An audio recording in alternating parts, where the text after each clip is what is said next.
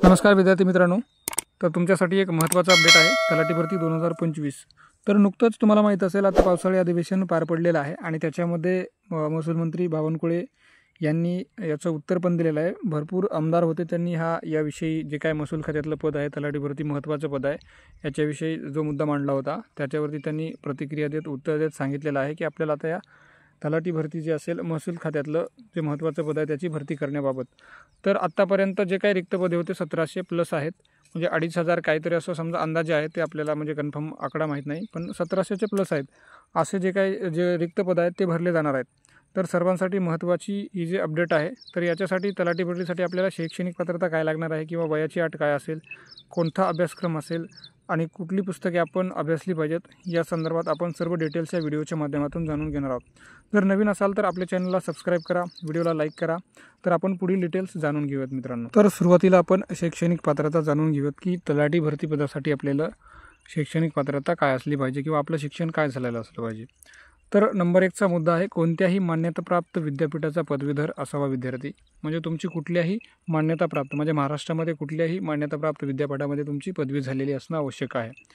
तर शासन निर्णय माहिती तंत्रज्ञानमध्ये नमूद केल्यानुसार संगणक किंवा माहिती तंत्रज्ञान विषयक परीक्षा उत्तीर्ण असणे आवश्यक आहे. म्हणजे तुम्हाला याच्यामध्ये बघा MSCIT किंवा CIT किंवा CCC असे इत्यादी जे काही कॉम्प्युटरचे कोर्स आहेत ते जरी केले असतील तर तुम्हाला याच्यामध्ये काहीही प्रॉब्लेम नाही, किंवा इंजिनिअरिंग झालं असेल तुमचं त्यामुळेही काही प्रॉब्लेम होणार नाही.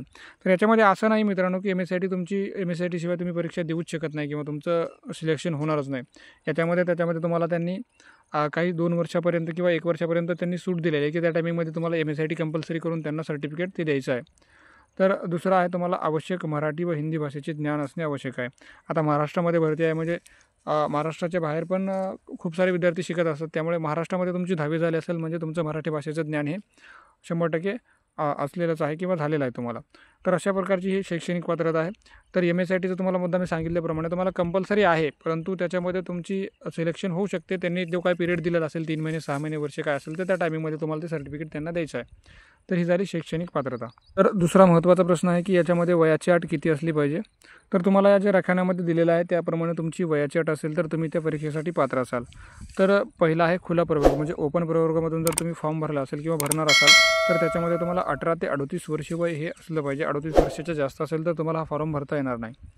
दुसरा आहे मागासवर्गीय प्रवर्ग, तर याच्यामध्ये तुम्हाला 18 ते 43 वर्षापर्यंत फॉर्म भरता येतो. जर तुमचं 43 वर्षापेक्षा वय जास्त असेल तर तुम्हाला हा फॉर्म भरता येणार नाही आणि 18 वर्षाच्या कमी असेल तरीही भरता येणार नाही. तर तिसरा आहे तुम्हाला खेळाडू, जर तुमच्याकडे खेळाडूचं कुठल्याही म्हणजे आपला मान्यताप्राप्त असेल संस्थेचं, तुमच्याकडे जर खेळाडू सर्टिफिकेट असेल तर तुम्हाला ते 18 ते 43 वयापर्यंत तुमचा फॉर्म हा भरला जाऊ शकतो. त्याच्या प्लस जर वय असेल तर भरता येणार नाही. भूकंप प्रकल्पग्रस्त अपंग यासाठी 18 ते 45 वर्ष वय आहे आणि माजी सैनिकांसाठी 18 ते 45 वर्ष वय आहे. अशा प्रकारे तुम्ही हा रकमाची जी काय स्क्रीनशॉट असेल तर ती काढून ठेवू शकता, तुम्हाला महत्त्वाची आहे, कामाला येऊ शकते. त्यामुळे तुम्ही हा पूर्ण रखाना बघून आपला फॉर्म भरायचा आहे. जे काय तुम्हाला प्रवर्ग असतील ते दिलेले आहे तिथं, खुला प्रवर्ग, मागासवर्गीय, खेळाडू, प्रकल्पग्रस्त, माजी सैनिक, संपूर्ण डिटेल्स याच्यामध्ये आहेत.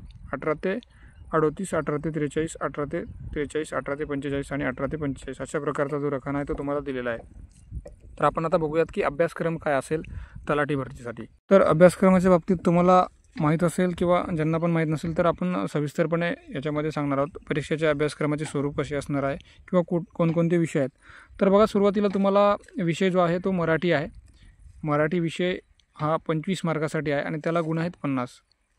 तर 4 विषय आहेत आपल्याला, मराठी, इंग्रजी, अंकगणित व बुद्धिमत्ता, सामान्य ज्ञान, असे एकूण 4 विषय आहेत आणि चारी तुम्हाला 25 क्वेश्चन या 4ही विषयाचे विचारले जाणार आहेत आणि प्रत्येक प्रश्न तुमचा हा 2 मार्काचा आहे. टोटल आपले क्वेश्चन होणार आहेत 100 आणि ही परीक्षा टोटल आहे 200 मार्काची. आणि याच्यासाठी तुम्हाला वेळ दिला जाणार आहे मित्रांनो 2 तास. 2 तासामध्ये तुम्हाला 100 क्वेश्चन सोडवायचे आहेत आणि तुम्हाला 200 मार्कांसाठी ही टेस्ट असणार आहे. तर परीक्षेचा दर्जा जर बघायचा झाला तर तुम्हाला पदवीच्या समकक्ष राहील, परंतु मराठी या विषयाच्या परीक्षेचा दर्जा हा इयत्ता 12वीच्या समकक्ष राहील. म्हणजे तुम्हाला मराठी विषयाचा जो पॅटर्न आहे किंवा मराठी विषयाचा जो अभ्यासक्रम आहे तो 12वीपर्यंतच राहील आणि बाकी जे तुमचे 3 विषय असेल तर ते पदवीपर्यंत जे काय असतील त्याच्यानुसार तुम्हाला तो अभ्यासक्रम दिला जाणार आहे. तर धन्यवाद मित्रांनो. अशाच नवीन माहितीसाठी किंवा तुमच्यापर्यंत असे महत्त्वाची व्हिडिओ पोहोचण्यासाठी आपल्या चॅनलला सबस्क्राईब करा, व्हिडिओला लाईक करा आणि तुमचे जर काही प्रश्न असतील याच्यावरती तर तुम्ही कमेंट बॉक्समध्ये प्रश्न विचारू शकता. तर धन्यवाद. पुन्हा भेटू आपण नवीन माहितीसह नवीन व्हिडिओमध्ये.